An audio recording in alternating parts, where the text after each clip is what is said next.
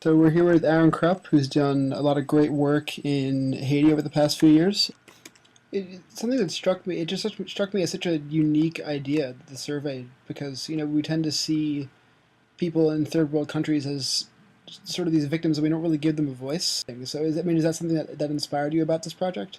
The biggest thing that inspired us was seeing how this organization was run and really feeling like the people that were benefiting from the labors of this organization weren't necessarily either the people most in need or the services that the organization was offering weren't directly catered to the needs of the population they were trying to serve. So those two disconnects are really what fueled our desire to understand what the majority of the population really needed or wanted. This also went hand in hand with what you were saying about how, the majority of people in the group or who are involved in the organization or funding the organization either haven't been to Haiti or have been to Haiti a couple times on very short trips and really see this vastly oversimplified image of people in need. Right. I'm just wondering what was it like to interview these Haitian citizens? I mean, was there any disconnect between the American students and the Haitians, or what was that experience like? It was very strange sitting in the yards, which are like these dirt patches in front of these one or two room, basically what we would call like a hovel. Um, some of them had corrugated tin roofs, but some of them also just had like banana leaf thatch, which is nothing when it rains, and it rains every day in the rainy season. And you're sitting in front of these one or two room houses with your backpack on, with like two bottles of water and each one on either side in case you get thirsty. It's this bizarre feeling Right. of really interacting across these like grossly, really borderline incomprehensible disparity gaps. That was, I think, pretty startling to a lot of people in our group, at least. Um, in terms of, the questions we asked, some gave really, really good answers, and we got a real wealth of information. And others, like, we asked everyone if they brushed their teeth, and if so, how often. And, I maybe went to 15 of the 60 houses, and I must have gotten laughed at 12 times. Wow. Well, of course. They brush their teeth way more often than I do, every single person. Yeah. Like, the average was more than twice a day. It was like a 2.7 times a day on average. Something crazy like that, or 2.5. Yeah.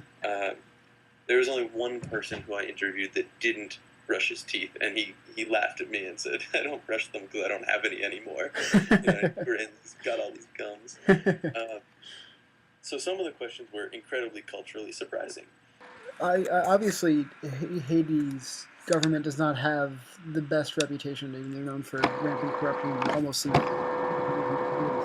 I was wondering if anything that you learned from your research and your interviews there about the Haitian citizens and their relationship to their own government. This is actually a personal story from a friend who there were two or three major candidates left in the running for this most recent presidential election, and one of them, who did not end up winning the election, was some sort of distant relative, maybe an uncle or a cousin a little bit removed, of a different generation. He's a couple years older than I am, my friend. And this presidential candidate was his great uncle or his distant cousin or whatever.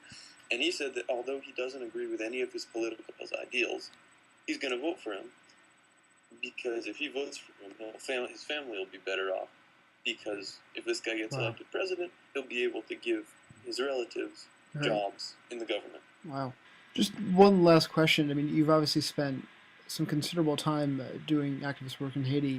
This is a country that's had such large systemic problems seemingly since their independence, some 200 years ago.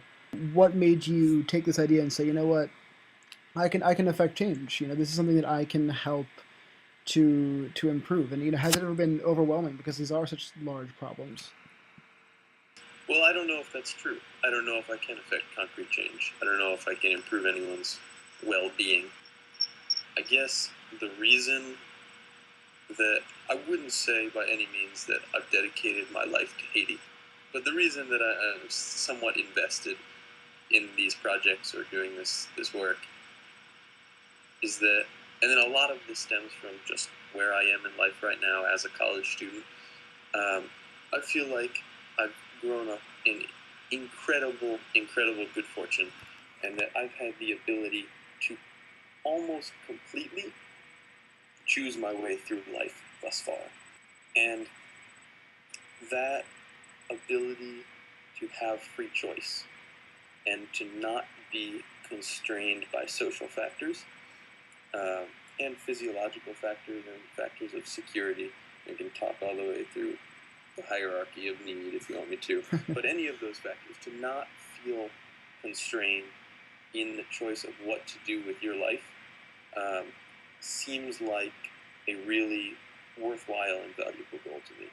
And that's what, not everybody, but that's what a lot of people living in these communities are dealing with. And there are people who don't have this freedom to choose everywhere in the world, in our country, in our town included. You know, I happen to do stuff in Haiti. That's just fortune. That's how things worked out.